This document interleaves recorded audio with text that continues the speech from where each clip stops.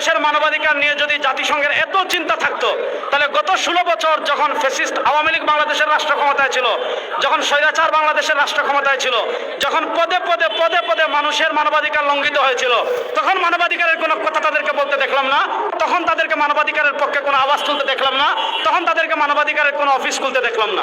মানবাধিকার কার্যালয় স্থাপন এর সিদ্ধান্ত বাতিলের দাবিতে জাতীয় উলামা মাশায়েখ আইম্মা পরিষদের উদ্যোগে আহত আজকের এই মানববন্ধনে প্রচণ্ড বৃষ্টির মাঝে যারা উপস্থিত হয়েছেন তাদেরকে, আমাদের মিডিয়ার সাংবাদিক ভাইদের সকলকে জাতীয় উলামা মাশায়েখ আইম্মা পরিষদের পক্ষ থেকে আমরা আন্তরিক মোবারকবাদ জানাচ্ছি।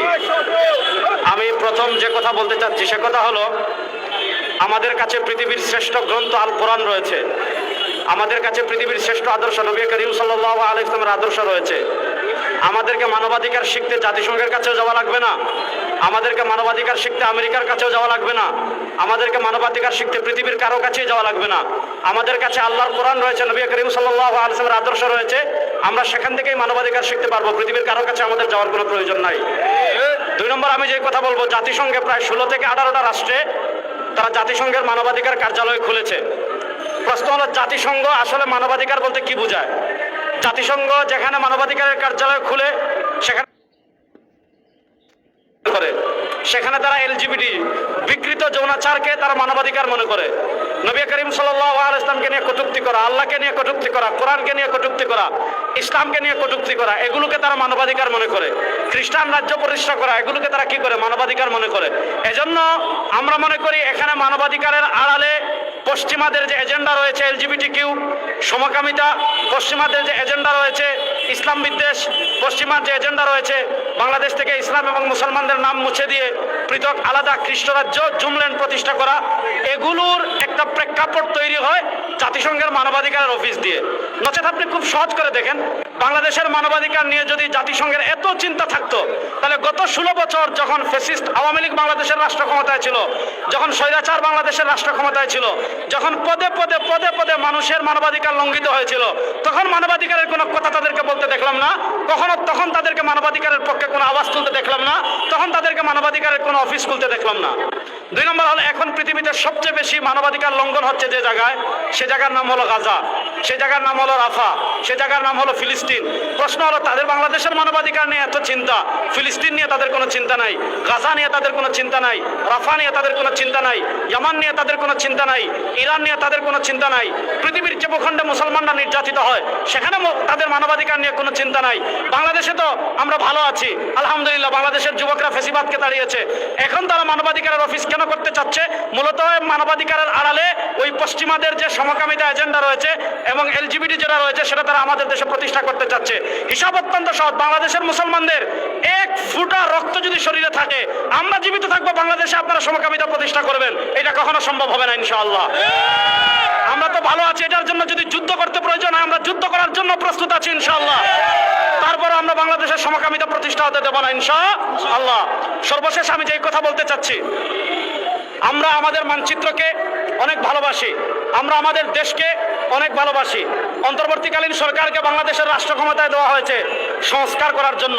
আমরা দেখেছি তারা রাষ্ট্র ক্ষমতা গ্রহণ করার 1 বছরের মতো হয়ে যাচ্ছে, এখনো তারা ফেসিবাদের বিচার করতে পারেন নাই, ফেসিবাদের দূষণদের বিচার করতে পারেন নাই, এখনো জুলাই সনদ দিতে পারেন নাই, এখনো দলগতভাবে আওয়ামী লীগকে নিষিদ্ধ করতে পারেন নাই, এখনো ফেসিবাদের দালাল যারা আছে তাদেরকে গ্রেফতার করতে পারেন নাই। এখনো আমরা দেখেছি জুলাই সনদকে মানুষের আবেগ বলা হচ্ছে, এখনো আমরা দেখছি বাংলাদেশের মানুষের আবেগকে মব বলা হচ্ছে, এখনো আমরা দেখছি জুলাই শহীদদেরকে অবজ্ঞা করা হচ্ছে, জুলাইয়ের গণ অভ্যুত্থানকে অবজ্ঞা করা হচ্ছে। অন্তর্বর্তীকালীন সরকারকে আমরা অনুরোধ করব, আপনার প্রয়োজনীয় রাষ্ট্র সংস্কার করেন, সেটার পক্ষে আমরা আছি, সেটার সমর্থন আমরা শুরু থেকে দিয়েছি, এখনো দিচ্ছি, সামনে দেব।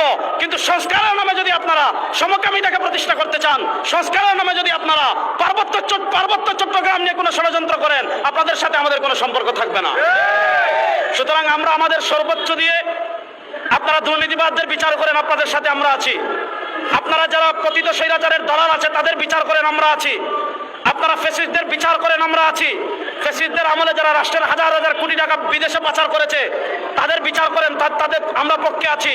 বাংলাদেশে যারা গত 15 বছর ফেসিবাদ দীর্ঘ হতে রাষ্ট্রের বিভিন্ন মেকানিজমে যারা অংশগ্রহণ করেছে, যারা ফেসিবাদকে এই দেশে দীর্ঘ করেছে, তাদের বিরুদ্ধে আপনারা রুখে দাঁড়ান, মৌলিক সংস্কার করেন, আমরা আপনাদের সাথে থাকব। কিন্তু সংস্কারের নামে এদেশের মানুষের 92% মানুষের ধর্মীয় আবেগের বাহিরে গিয়ে, মানুষের ধর্মীয় অনুভূতিকে আঘাত করবেন না, মানুষের ধর্মীয় অনুভূতির বাহিরে গিয়ে কোনো কিছু বাস্তবায়ন করার চেষ্টা করবেন না। কোনো কিছু বাস্তবায়ন করার চেষ্টা যদি করেন, ফ্যাসিস্ট আওয়ামী লীগের যে পতন হয়েছে, তারা ইসলামের বিরুদ্ধে ষড়যন্ত্র করেছে, এদেশের সংখ্যাগরিষ্ঠ মানুষের ধর্মীয় অনুভূতির বিরুদ্ধে ষড়যন্ত্র করেছে, তারাও পারে নাই। এখনো যারা ষড়যন্ত্র করবে তারাও পারবে না, সামনে যারা ষড়যন্ত্র করবে তারাও পারবে না ইনশাআল্লাহ।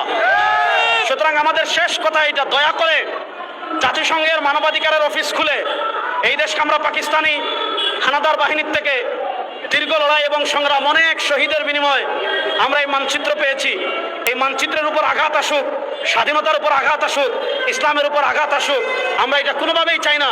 সুতরাং আইন উপদেষ্টা আসিফ নজরুল সাহেব যে বক্তব্য দিয়েছেন, যে সিদ্ধান্ত হয়েছে জাতিসংঘের অফিস খোলা হবে, আপনারা এই সিদ্ধান্ত দ্রুত প্রত্যাহার করবেন। যদি এই সিদ্ধান্ত দ্রুত প্রত্যাহার না করেন, ইসলামী আন্দোলন বাংলাদেশ, জাতীয় উলামা মাশায়েখ আইম্মা পরিষদ, আমাদের মূল সংগঠন এবং আমরা এইটা বন্ধ করার জন্য যা কিছু করার প্রয়োজন সবকিছু করার জন্য আমরা প্রস্তুত আছি ইনশাআল্লাহ। আল্লাহ তাআলা এই কষ্টে, এই প্রচন্ড বৃষ্টির ভিতর কষ্ট করে যারা এসেছেন সকলকে আবার ধন্যবাদ জানিয়ে আমার সংক্ষিপ্ত বক্তব্য শেষ করছি। আসসালামু আলাইকুম।